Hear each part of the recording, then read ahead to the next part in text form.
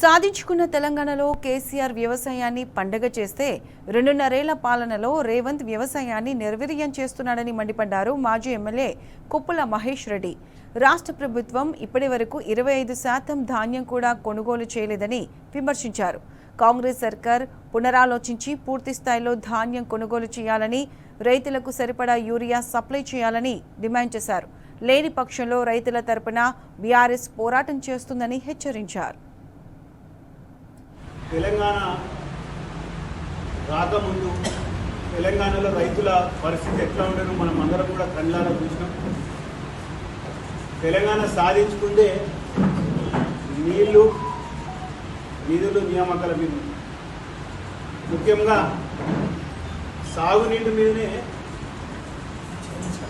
గౌరవ తొలి ముఖ్యమంత్రి కేసీఆర్ గారు ప్రత్యేక దృష్టి పెట్టి దేశంలోనే కాదు ప్రపంచంలోనే వేగంగా నిర్మించినటువంటి highest lift irrigation project Kaleshwaram.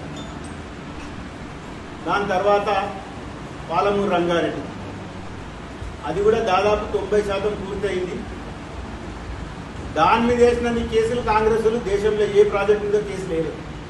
అయినా అన్ని కేసులు అధిగమించి దాదాపు 90% ప్రాజెక్టును పూర్తి చేసినాం. దాంతోపాటు ప్రతి రైతు కూడా సాగు చేసుకోవాలి అనే ఉద్దేశంతో కేసీఆర్ గారు ముఖ్యమంత్రి కాగానే మిషన్ కాకతీయ పేరు మీద రాష్ట్రంలో ఉన్నటువంటి దాదాపు 45,000 చెరువులను అన్నింటినీ కూడా కూడికే తీపించి ఇవాళ భూగర్భ జలాలు పెరగడంతో రైతులందరూ కూడా ఆరుతడి పంట బదులు వరి వేసుకున్నట్టు ప్రారంభించింది.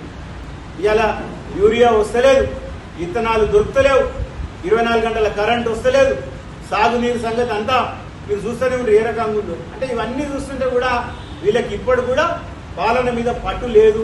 2.5 సంవత్సరాలు పూర్తయింది.